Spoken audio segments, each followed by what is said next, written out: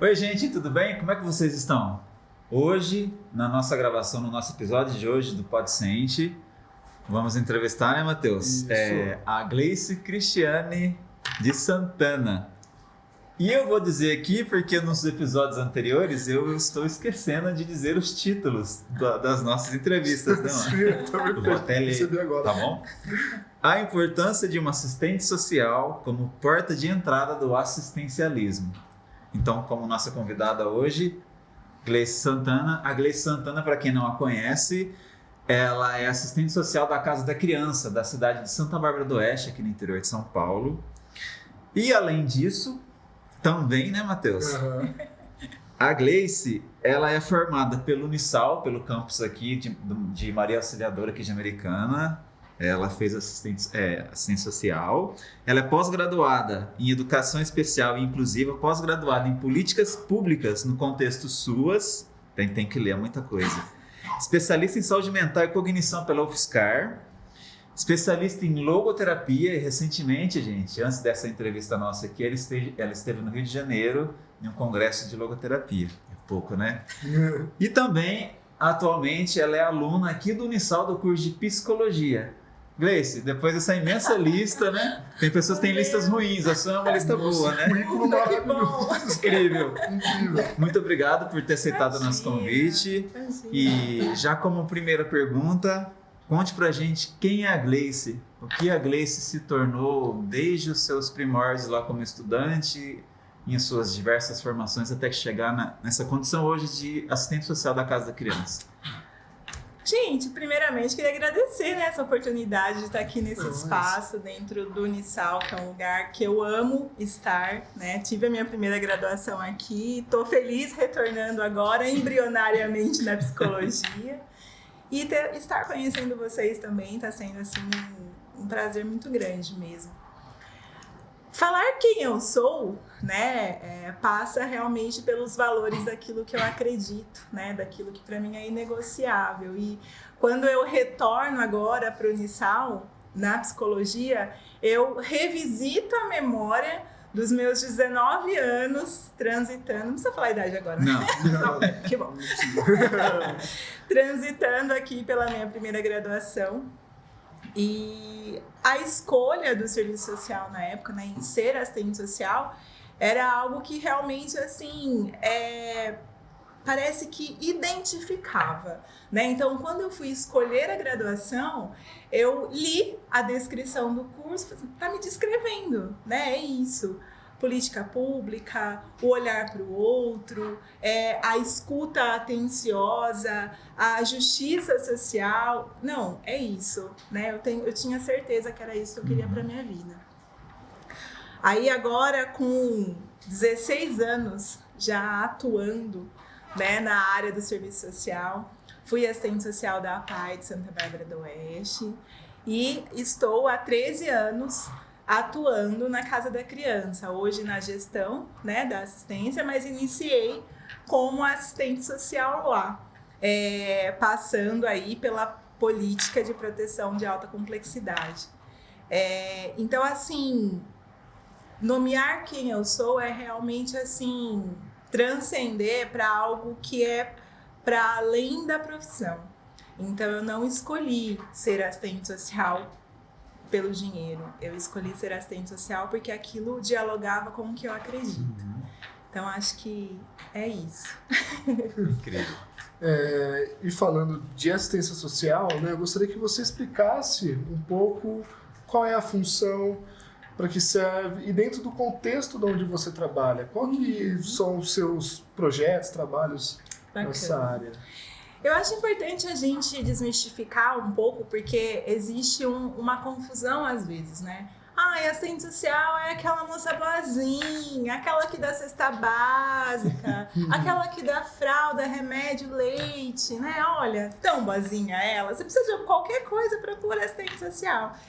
E eu sempre gosto, né, de fazer essa desmistificação, porque para fazer caridade a gente não precisa estudar 4 anos. É verdade. Qualquer pessoa pode fazer caridade. Todos nós podemos nos unir e fazer caridade, né? O assistencialismo não faz parte do nosso trabalho. Porque o assistencialismo é isso, é você somente ofertar sem saber o que você está fazendo. A assistência social é muito mais ampla, né? A gente trabalha na política da assistência que vai ao encontro da pessoa. Então, sim, infelizmente, diante de tantas desigualdades, a gente vai atuar, né? Eu, particularmente, atuando sempre, né, no terceiro setor, com demandas em situação de vulnerabilidade, em situação de negligência, de abandono. E essas pessoas, elas não precisam de apenas cesta básica, leite, fralda, né? Então, essas pessoas precisam ser vistas, elas precisam ser reconhecidas enquanto cidadãos, né? Enquanto pessoas de direito. Então, o assistente social, né, vai oferecer um espaço para que essa pessoa seja ouvida, para que ela possa trazer quem ela é, trazer as dificuldades sem qualquer julgamento. E aí, então, a gente poder encaminhar para tentar desconstruir, né, muitas questões, possivelmente, né, na maioria das vezes, transgeracionais, né, de violência, de negligência, de abandono, enfim. E aí a gente poder encaminhar para aquilo que ela tem direito. Então, articular, trabalhar junto à rede intersetorial, trabalhar junto ao primeiro setor, né, ao segundo setor, então tanto poder público quanto empresa privada, nós podemos fazer, né, articulações efetivas para poder estender os projetos. Na Casa da Criança, quando eu entrei como assistente social do Serviço de Acolhimento Institucional para criança e adolescente. Então, eu entrei trabalhando 20 horas, que eu ainda trabalhava 30 horas na PAI. Então, eu saía da PAI às 3 horas e ia para a Casa da Criança e trabalhava até as 9 da noite. Nossa. Então, era assim, saía de um e ia para o outro. Mas o serviço de acolhimento foi muito interessante, porque o meu primeiro ano de faculdade, na época do Unisal, a gente tinha que fazer estágios obrigatórios desde o primeiro ano. Então, eu tinha 50 horas que eu tinha que cumprir já em loco. Nossa, gente. Já no primeiro, já entrou, já outra grade, né? Era outra grade. E eu fui fazer o primeiro estágio, na época, num serviço de acolhimento que não era a Casa da Criança. E assim, foi o suficiente para eu pensar, eu nunca vou trabalhar em serviço de acolhimento, mas nunca, né? Aquela coisa, gosto pra cima que cai na testa bonito, né? E foi exatamente o que aconteceu. Depois, enquanto assistente social da APAI, uma das coordenadoras lá da Casa da Criança, na época, né, a coordenadora geral, a gente se conheceu no conselho, no CMAS, que é o Conselho Municipal de Assistência Social. Eu representava o público da pessoa com deficiência, ela representava criança e adolescente. E aí a gente trabalhando, atuando nos conselhos municipais, ela falou, você não quer trabalhar no acolhimento? Eu falei, acolhimento? Falei, olha, se você me perguntar qualquer coisa sobre deficiência, eu falo pra você. Agora, acolhimento... Vamos fazer assim, posso tentar, 20 horas? Posso tentar, se não der certo, você pode me mandar embora, que eu não vou levar pro coração, tá tudo bem. E por fim, eu pedi a conta da PAI, e aí estamos 13 anos, né? Então, foi uma vida dedicada, né, àquelas crianças e você trabalhar com a demanda de criança e adolescente que são retiradas do poder familiar por ordem judicial é muito traumático, né? Então, eu lido desde então na Casa da Criança só com calça, só com abacaxis. E ok, é a dificuldade que realmente faz a minha escola de vida profissional e pessoal. Eu acredito muito que nenhuma habilidade é construída com facilidades, né? Sim. Então, é no meio desse caos que eu vou aprendendo todo dia, porque ninguém nasce pronto. Por isso que eu não parei de estudar até agora. Não tem jeito, né? Nos inspira por isso. Gleice, levando em consideração a sua atuação hoje na Casa da Criança Santa Bárbara, explica pra gente, né, que somos leigos no assunto e para a sociedade de um modo geral, o que seria uma forma de trabalho de proteção básica e de alta complexidade? dentro daquilo que você faz hoje como assistente social? Vamos lá. Então, a proteção básica, ela vai trabalhar com a prevenção das situações de vulnerabilidade, né? Ou casos que estão em vulnerabilidade, mas que ainda os direitos não foram violados. Então, a prevenção é fazer com que aquela família ou aquela criança atendida possa ter um suporte. Então, ó, aqui tem um risco, tem uma família disfuncional, acontece muita violência. Então, como que a assistente social, muito na atuação psicossocial. Então, a assistente social e psicóloga trabalhando sempre ali, ó, muito próximo. O que nós podemos fazer, né, para evitar que piore essa situação, que essa situação se agrave, né? Então, a gente começa a construir grupo de mães, né, projetos que possam trazer essa família para dentro da instituição, para que ela possa ser vista, articulação com a própria rede. Então, o CRAS, a gente tem muita articulação com os territórios, né, dos CRAS, que o CRAS também é um equipamento da assistência social dos municípios que atua na proteção básica, né, na prevenção. Hoje, na Casa da Criança, o serviço de convivência e fortalecimento de vínculos é um serviço de proteção básica, ou seja, são crianças a partir de 6 até 15 anos, crianças e adolescentes, então eles frequentam a escola num período, são esses casos vulneráveis, né, em que ó, tem um alerta. Então, para a gente evitar algum tipo de violação, vamos fazer com que participe de atividades no serviço de convivência? Então, a proteção básica vai atuar ali. Então, sai da escola, vai para a instituição e participa de oficinas. Capoeira, arte, música, enfim, um monte de piscina, natação, a gente tem parceria com o SESI, né? Então, eles têm a possibilidade, tênis, jogam tênis, eles têm a possibilidade de fazer vários tipos de atividades porque se eles estiverem em casa, possivelmente estariam na rua. Sim. Entende? É verdade. Isso é a proteção básica. Então, a gente faz a prevenção. Então, dentro da instituição, no serviço de convivência e fortalecimento de vínculos, eles têm a possibilidade de ter outras percepções de vida, de valores, e talvez ser o agente transformador dentro daquela família disfuncional, né? Então, trabalhar essa criança. A proteção de alta complexidade, né? O próprio nome diz, é alto, que é muito difícil.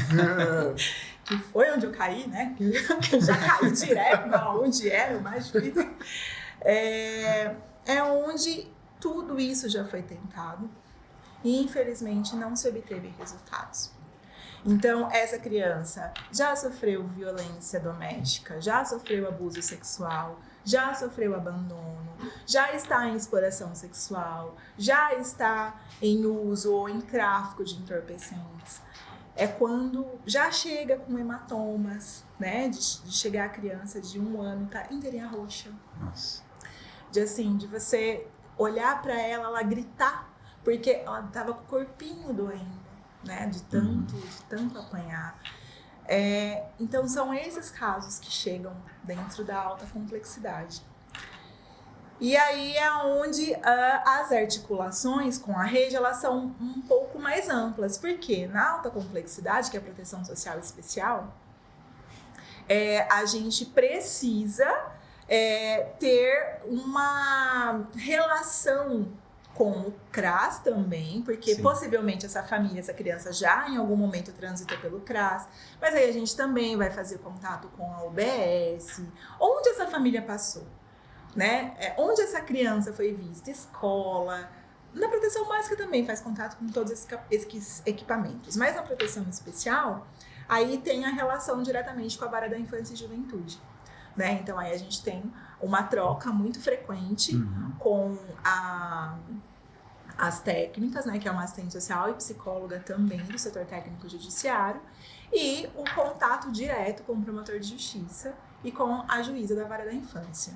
Então, sempre eles nos buscam a gente para entender como é que tá. Ou se a gente tem dúvidas, eles também deixam muito livre.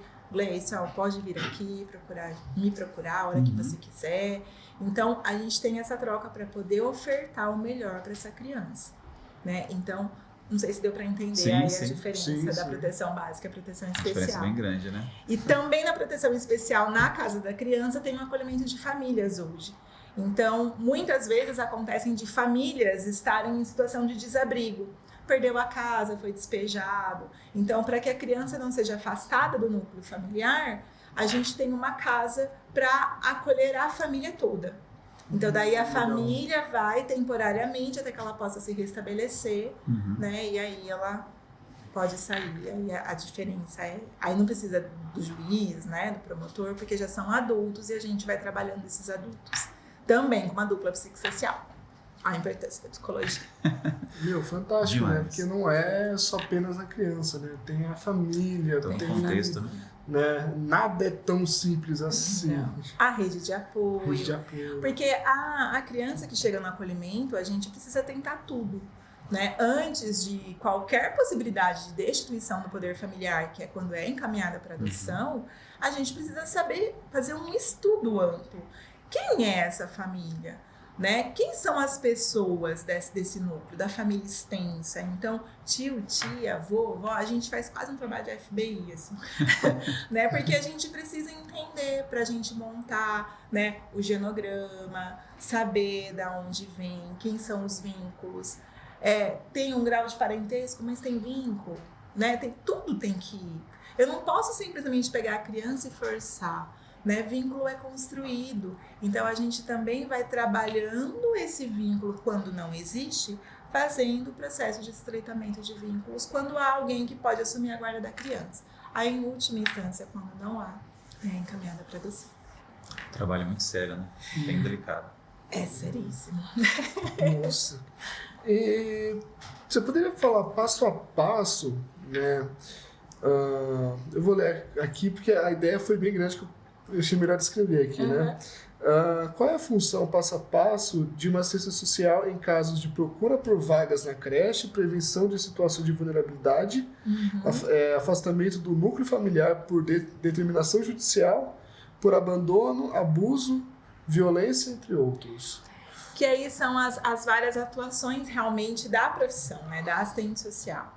Então, dentro do serviço de a proteção básica aí, né, quando você questiona, a creche pode entrar também como proteção básica, porque a família vai procurar vaga, tem que deixar o nome na lista de espera, né, tem a intenção de matrícula, e aí a assistente social é que vai chamar essas famílias para fazer o estudo, para saber quem elas são, né, a questão da situação de contexto de vulnerabilidade.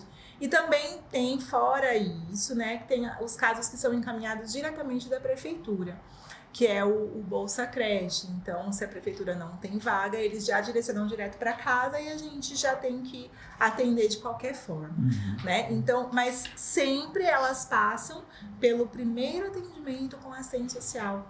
A assistente social, ela é a porta de entrada da instituição. Ela sabe quem é a família, quem é aquela criança, o que a instituição vai ter que fazer a partir de agora, né? Com a chegada dessa criança e dessa família aqui. Porque num primeiro atendimento, que é a anamnese, né, que é a assistente social que faz, no caso, a gente já consegue identificar possíveis situações delicadas, né, de vulnerabilidade que pode estar acontecendo naquela família, já começar a traçar planos de intervenção antecipadamente. Aí, no serviço de convivência e fortalecimento de vínculos, que entra também na proteção básica, a assistente social vai trabalhar as oficinas, né, vai participar, que nem eles estavam fazendo, uma sequência de podcasts também, as crianças fazendo entrevistas com convidados. Depois vocês até podem procurar na rede social da Casa da Criança. Recentemente entrevistaram o superintendente da instituição e as crianças foram bem dinâmicas fazendo o processo de entrevista. Então, eles começam a passar pelo processo de construção de reflexão crítica, que é isso que a assistente social e a psicóloga desse projeto específico, né, começa a trabalhar e a identificar, olha, essa família, essa criança chegou hoje extremamente agitada. Nós temos crianças que têm acompanhamento psiquiátrico, neurológico, né, com, assim, vários desdobramentos aí de saúde mental graves, que fazem uso de medicação controlada. Então, a gente precisa fazer um processo. Mães, né, que estão em uso abusivo de substâncias, como que isso interfere na criança.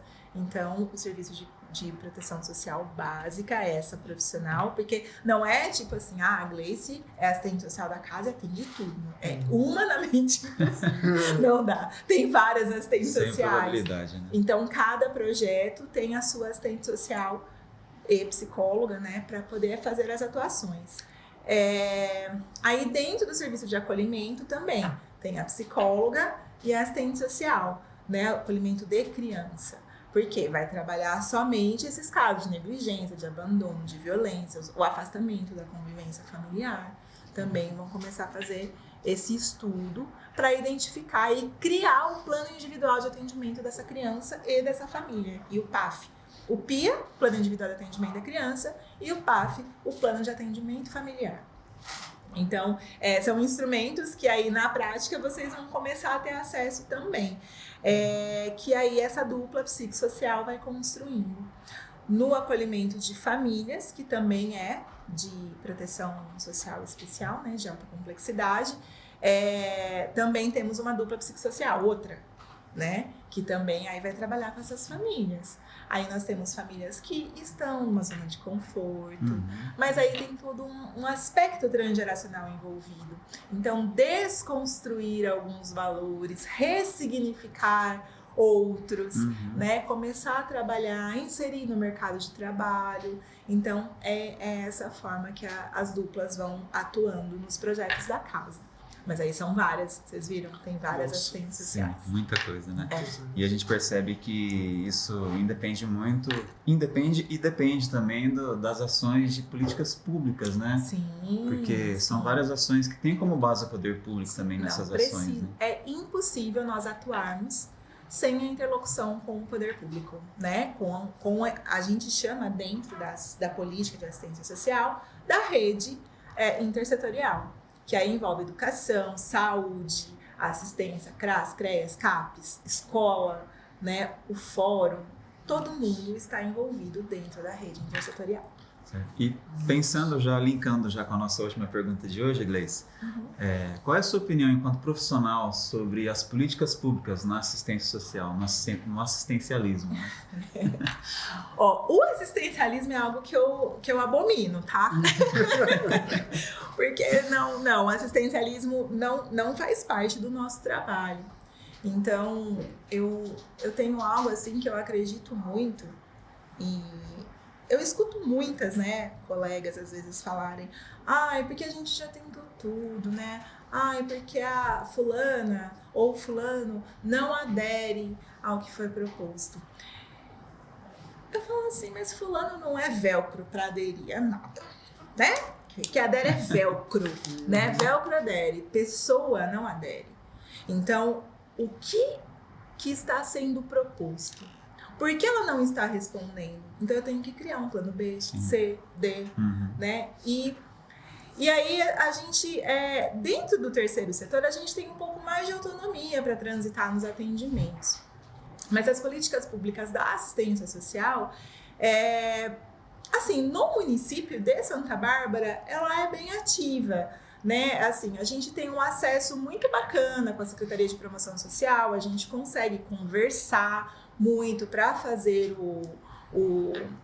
as intervenções da forma mais assertiva possível. Mas é essa busca constante, né? Não dá pra gente se conformar. Tá acontecendo isso, já foi, a pessoa não adere e tal, o que a gente vai fazer agora, então? Então a gente precisa criar uma estratégia. Mas não tem que fazer. Não, eu não estudei pra ter isso como resposta, não tem Sempre que fazer. existe uma possibilidade, né? A gente precisa. Todas as vezes que nós tomamos decisões, fazemos escolhas, a gente abre mão de outras, né? Então, o que enquanto rede vai ser decidido para aquela pessoa? Né? E outra, a gente não pode esquecer que, assim, é um ser humano. A gente vai decidir por eles até quando? Né? Pesa isso. Decidir por alguém. A gente precisa participar, ele precisa ser ator, protagonista dessa história de vida. Então, a política de assistência social tem que trabalhar com isso. trazendo as pessoas para serem protagonistas, para eles conseguirem decidir e nós sermos o caminho para eles terem essa construção de reflexão crítica, né? É um trabalho árduo, né? E muito Nossa. grande. Nem fale. Bom, nós queremos te agradecer pelo tempo dedicado, né? Isso, A gente queria que agradeço. Nossa, tanta tivesse muito pergunta mais, mais. muitas perguntas. Se você o permitir, nós vamos deixar junto com a descrição desse vídeo, desse episódio, um texto base para quem tem algum tipo de interesse Claro. em questões de políticas de assistência social, de como funciona, né, um Sim, acolhimento sim. para uma criança, para uma família, no contexto geral, né, Sim, uma sim. interdisciplinaridade de rede. Uhum. E pensando nisso, nós te agradecemos pelo convite. Imagina. Se ela nos permitir, deixaremos a rede social dela também aqui, tá, gente? Claro. Tanto no Spotify quanto no YouTube. Gleice, muito obrigado. Muito obrigado. Eu que agradeço, meninas. Também já sinta convidada, né, para futuros projetos e episódios que a gente queira gravar, porque, pô, é um universo à parte, é denso. E, pô, 16 anos só na casa da criança, 13 na 13 casa, a casa. e 16 de formada. formado, no caso, desculpa. Imagina. Confundi. Imagina. Deve ter muita vivência, meu Deus do céu. Tem, gente, uma caminhada ali. Tem uma caminhada. Muitas visitas domiciliares, muitos atendimentos na calçada, né? Tem muita vida entregue. Muito movimento, né? Muito movimento. Temos que estar em movimento sempre. Vida e movimento, né, Matheus? Movimento, exatamente. É isso. E com isso, vamos encerrando o Encerramos episódio por de aqui. hoje. Obrigado a todos. Obrigado, gente. Obrigada, Acompanhe gente. novos episódios no Spotify e no YouTube. Vamos tentar trazer a Gleice novamente aqui para falar de logoterapia, né, Gleice? Ai, eu amei. E é isso aí, gente. Muito obrigado. Até a próxima. Até a próxima. Tchau, tchau. Tchau. Até. Tchau, pessoal.